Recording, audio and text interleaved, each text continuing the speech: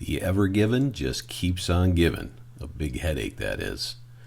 And watch out now. If you want to stay in business, be careful of the nuclear effect. This is Chris Joslin, and welcome to another edition of JOZ Bytes.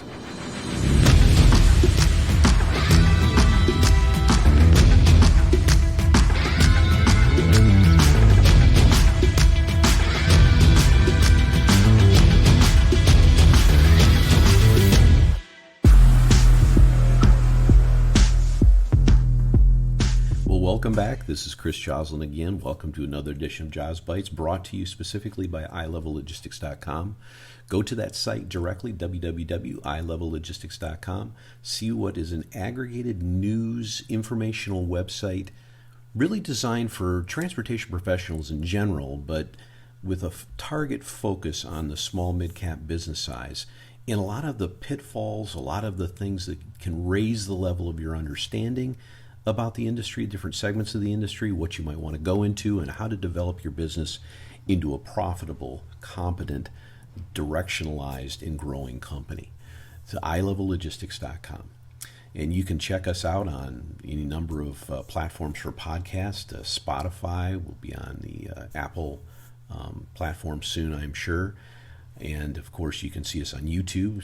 Subscribe to our YouTube channel, subscribe to our website, because our goal really is to kind of start to talk about in mainstream the ideals, the aspects around supply chain transportation industry, because frankly, between all of us here on this together, any given time listening to me or listening to others in the transportation field, our industry is the backbone of a lot of what goes on in the United States. People don't understand that. People don't see that for what it is, but it is what it is. That is the truth of the matter. And my job is to try to convey that in a way that hopefully is simple. I don't try to dive too deeply into granular numbers and statistics, though I like that stuff a lot, and it helps when trying to create a backdrop to the industry in the right way and see where it's going.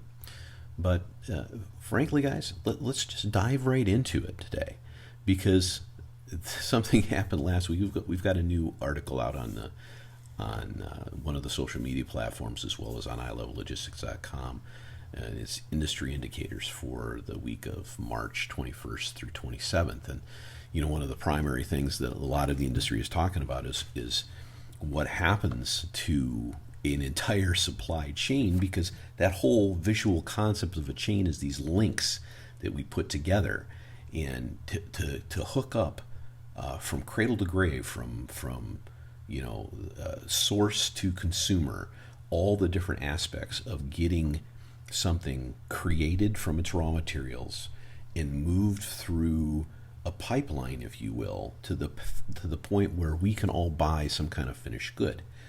And part of the pipeline, of course, is the international shipping out there. There's millions and millions and millions of miles every year that are done by international shipping to move products and around, whether it's bulk products, whether it's agricultural products, whether it's finished goods, whether it's materials for governments, etc. There's chemicals, there's vehicle containers, there's general cargo, there's bulk carriers, there's all kinds of things, get container ships. But one of the main things that I have some background in is container ship lines.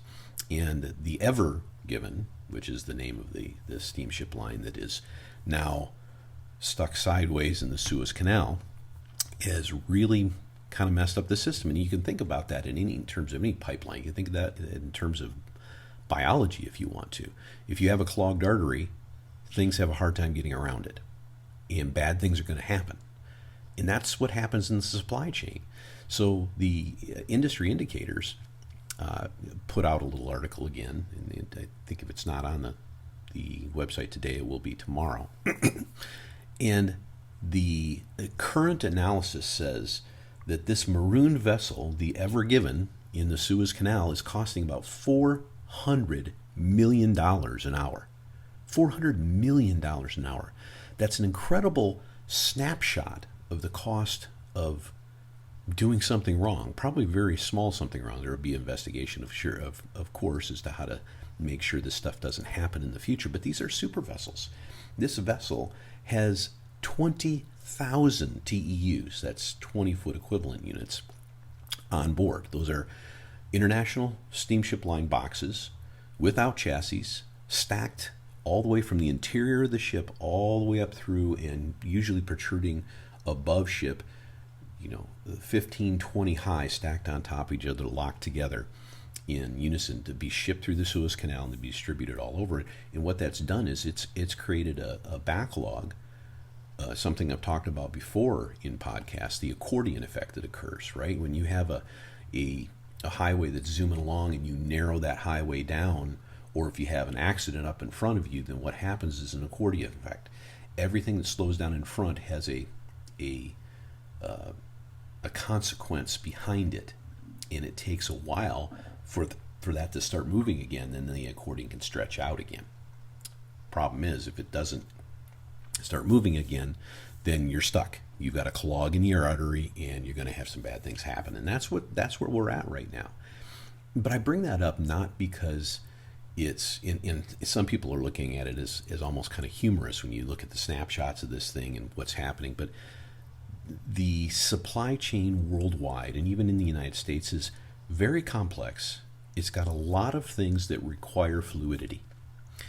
And to continue to have fluidity, you've got to have the infrastructure designed to take care of not just when everything goes right, but to take care of stuff when stuff goes wrong. And when you look at a Suez Canal, when you look at what they did with the Panama Canal a few years ago to enable these super ships to go through, they had to go through a huge amount of incredible engineering to get those locks to accommodate these ships with these huge amount of TE and FEUs, 40-foot equivalents, 20-foot equivalents. All those things are terrific on paper. In practicality, they're different. And there are groups of people, there are think tanks that do nothing but come up with contingencies on what can happen if something goes wrong, and what are the steps to take to get you out of doing something like that wrong. And we can look at those white papers, we can go on and find those, whether it be in something like what we're talking about here with the canal, or something biologic, or something like even the COVID vaccine and all the different pandemic kind of research that's done prior to any pandemics. There's all kinds of contingency plans that can go into place, and hopefully you never have to use any of those. And the reason those contingency plans are in place is not to start something before it happens, but to have a blueprint for how to come back from something if it happens. Because building something before the cataclysmic event of the canal being blocked or a pandemic happening or any of that is too costly in general. I'll just tell you a quick story. I remember when I first moved to Escondido, California, there was a side road that everybody would take to the neighborhood that I lived in, and it would cross over a fairly busy, frontage road. And it had just a four-way stop, it had a two-way stop. So the frontage road had right-of-way and it was going all the time, and then it had, you would have to wait at that side road to get across that. And I remember the very first time I went on that road thinking, man, this is a recipe for disaster here. Somebody's going to get killed. But that was the standard. That's what they had up. And I am sure that somewhere in the city of Escondido archives at the town hall there, at the governmental seat there in Escondido, there's probably a white paper somewhere that said this is what we need to do at all these different places for new signage or new stoplights and things like that. But nobody did anything about it because it cost money and it wasn't needed at that point. Nothing had happened. So about 2 years into living there, there was an accident, a bad one, and someone was killed. About 3 weeks later, there was a stoplight up. That's what typically happens with these kind of scenarios. We will see what this eventuates, because there are huge amounts of money involved in long-term engineering projects. And now the Suez Canal probably has an advantage over places of infrastructure in the United States, where the cost of infrastructure building in the United States is astronomically higher than most other countries. That's primarily because we are a country that wants its advances to take into consideration, environmental impacts, carbon impacts. It wants to take into consideration a lot of the requirements we have for bidding processes and how we go through that whole scenario. And it also requires states to input, county, city, states to input, as well as federal to input their dollars in time into creating the infrastructure. That's one of the reasons this big infrastructure bill that's being looked at in Congress right now is going to be very interesting, because in infrastructure, of course, we could have an entire conversation around the definition of infrastructure today compared to what maybe it should be defined as. When I think of infrastructure in terms of transportation department, I think of roads and rails and potholes and coming up with solutions to incremental weather situations or bottlenecks in where highways merge with freeways, things like that. But there's more to it than that. There's information superhighways now. There's technological aspects to things in terms of supporting independent, population centers in connection with each other, not just physically, but in terms of the internet. And then there's, again, all the impacts involved around that in terms of the green initiatives and things like that occur. But, ultimately, you got to follow the money when you look at all of this kind of stuff. And you've got to assume that there's going to be a certain amount of nonsense that goes involved, because as much as we would like to think we're pragmatic and we will have a direct effect and consequence on creating a new bill to pass that funds something, that it would have a direct amount of dollars going directly to whatever that project is. It's very rarely like that. It usually is tied into some other, for lack of a better way to put it, some other pork spending that either a constituency has been asking for forever for someone they helped get elected, or it's a local group that has decided that their gerrymandered area of a geographic area is got to have one thing compared to its neighbors. It gets very complicated, and that's not what this is about. But to get back on track, if you will, because I'm creating my own clogged up system by talking off in different directions, the problem is keeping fluidity in any given network, any given transportation supply chain network. That is the key to everything. It creates unbelievable efficiencies when done correctly, and it creates untenable deficiencies when it doesn't. And, part of the indicators talked a lot about driver capacity, and I did something a while back about trying to shift your paradigm to thinking about more than just pay to keep drivers retained and build the base of drivers to accommodate the growth in our business. There's part of that is how you treat that as a business and how you treat those people as individuals. Driver centrism is the way I termed it. But in terms of how that relates to what I'm talking about, think about the efficiency of having, in 2020, having more people off the road than on. There are a ton of people sitting at home, whether it's out of fear of the pandemic or whether it's because they were unemployed or any number of things, or whether they're at home more by a few percentage points simply because they're getting their goods shipped to them instead of going to, get them at a mall or something. The consequence of having less people on the roads is that you can speed up incrementally the distribution chain. Your truck drivers can drive faster. Your deliveries can occur more frequently. You don't have as much worry about downtime between dropping something off and picking it up, because the traffic's not going to hinder you as much. But when the traffic comes out again, as it's starting to do now that we've come back out of, as we're coming back out of this time period, it slows down that commercial traffic. The consequence of that is, again, multi-layered, but the main consequence is that it takes out of the entire business of transportation some of its capacity for drivers. That doesn't mean there's less drivers. That means there's less hours in the day to do so. And the regulations with hours of service and some of the things that the new administration are trying to curtail in terms of the variance in the HOS profile that FMCSA has agreed to, and there's been all kinds of gyrations because of the change of administrations, and I'm not going to get into the rights or wrongs of that. That's not the point. The point is all these things affect one another. You can't look at any one of these things in a box. So that's one of the two things I wanted to chat about today. You can make your own decision as to how that affects you in the context of your business or your livelihood in transportation, or as a consumer to the services that transportation providers give. But ultimately, it is affecting you.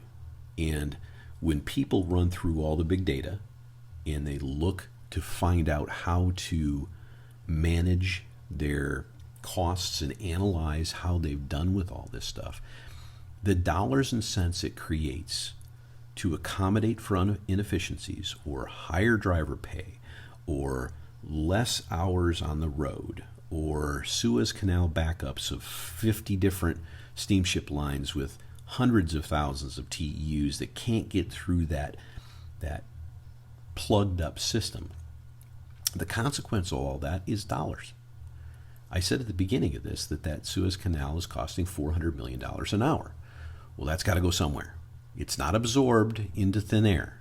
It's not absorbed by the government that runs that canal because they didn't dredge it deep enough for them to turn an entire huge steamship line around like that.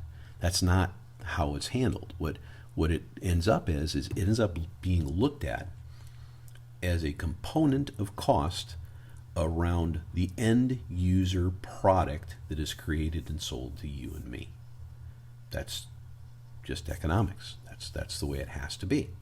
So costs have to be contained, and they can be contained by spreading the pool of risk to that cost across a greater number of things. That's why it goes down to the lowest common denominator. That's why those costs get broken down into cents against what you and I buy. But the second part of what I wanted to talk about was really the insurance side of things as well. That side of things is really important to look at because, again, it's about mitigating costs. And the fact that there have been a 1,000-fold increase in what is being termed now nuclear decisions in terms of court decisions against trucking firms of different kinds for a number of different reasons, that has created what is going to be a different kind of clog in the system.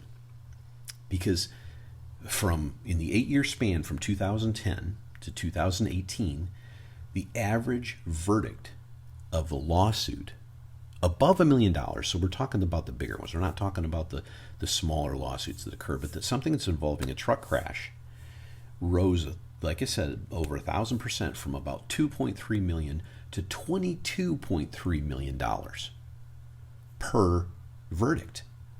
That is, it's mind-boggling, and a lot of those are punitive things come about from decisions being made by jury election and looking at the large companies whose crashes have occurred and the terrible tragic circumstances that go around a lot of these things. But as these numbers increase, the insurance industry has to look at that and say, how do we make up for that? So they do that in two different ways. Premiums go way up, of course, and then risk has to be spread.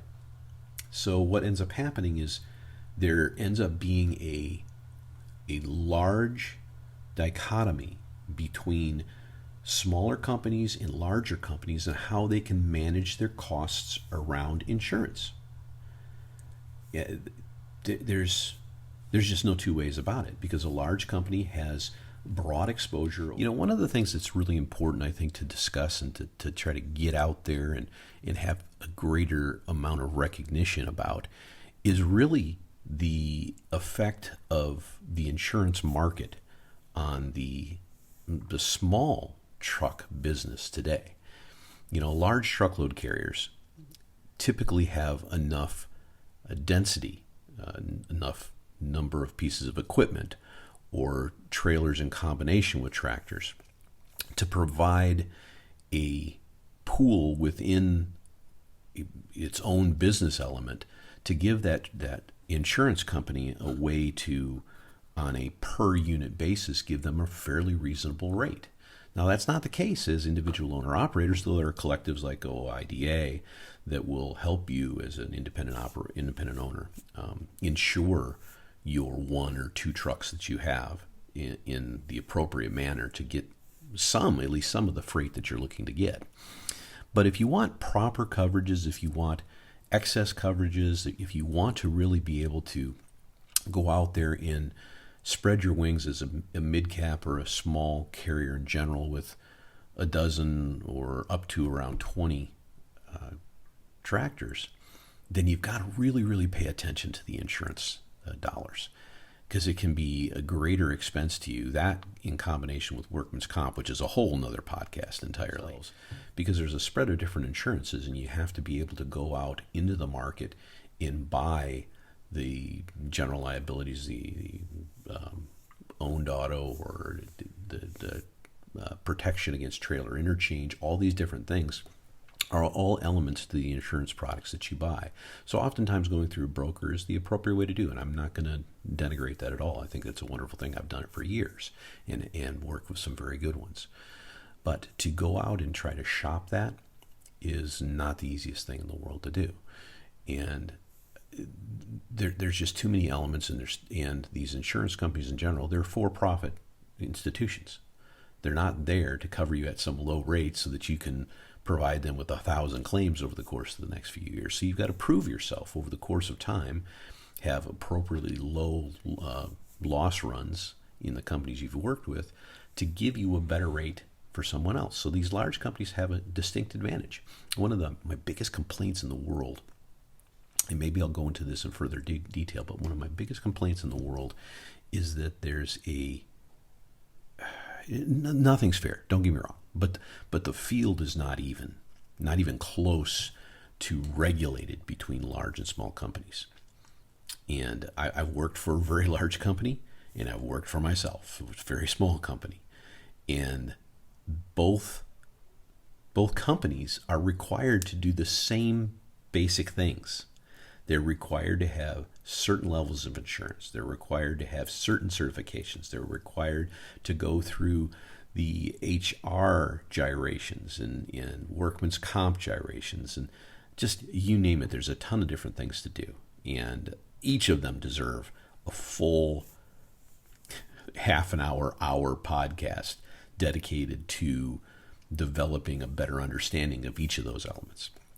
But for today, as I wander off the trail here, I wanted to talk a little bit about insurance, because it's going to get worse for those of us that are out there in the world looking to try to maintain and develop business.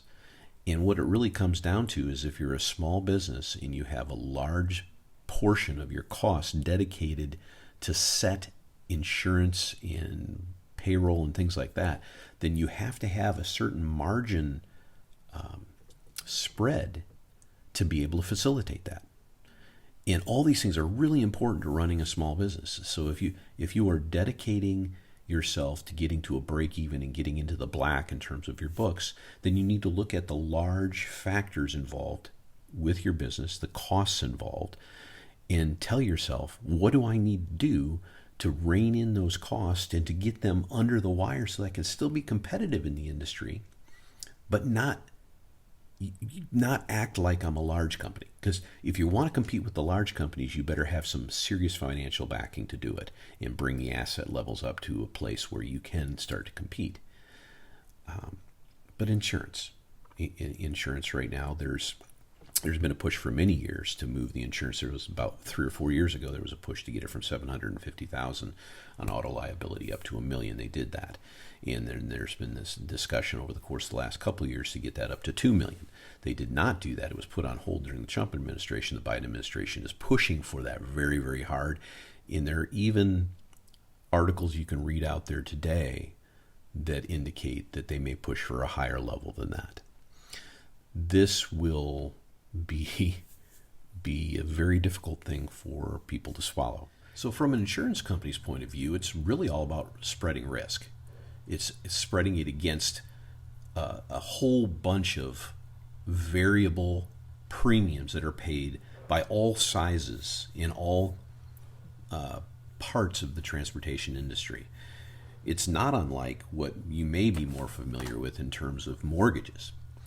There was a law put into place back in the late 90s, I believe it was by the Clinton administration originally, that was trying to promote home buying and really had a regulation go in place with a lot of the major banks that said you must give a certain amount of your mortgage loans to less qualified potential buyers of homes.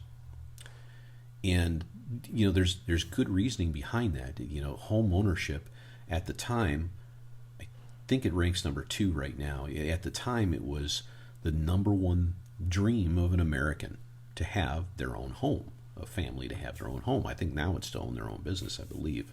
I have to look up those statistics again. But at the time, it was that. So the push for having home ownership was a very important thing for families in general to have.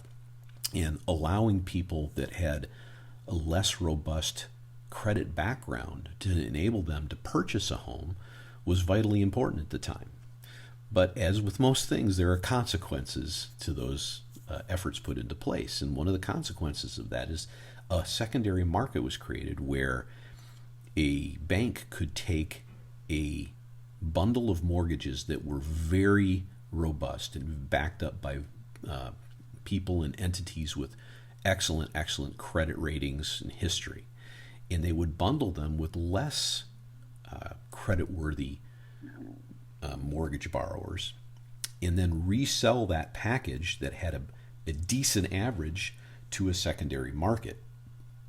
And in that way, they were able to broaden their ability to offer those credit arrangements to people that in the past may not have qualified for those.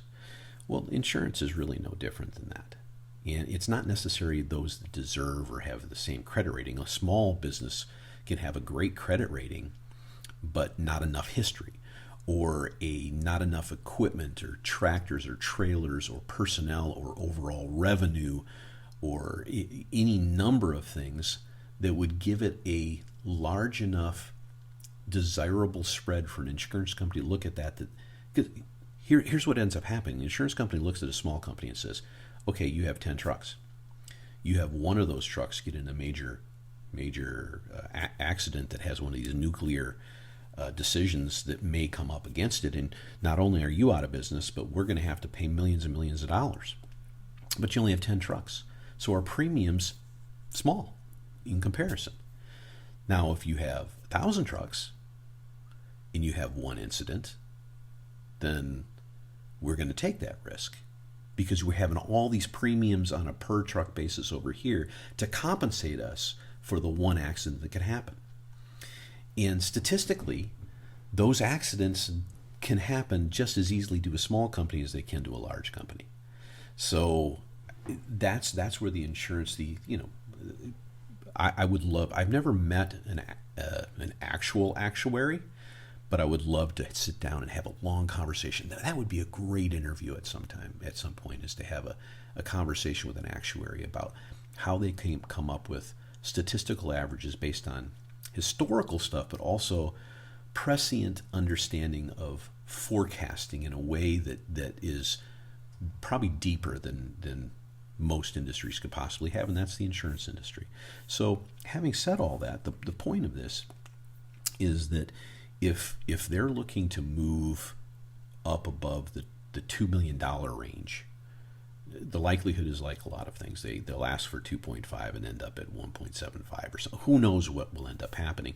But that's the direction it's going, because the insurance companies are in business to be in business. They're for-profit entities, as I said earlier, and that constructually is their job.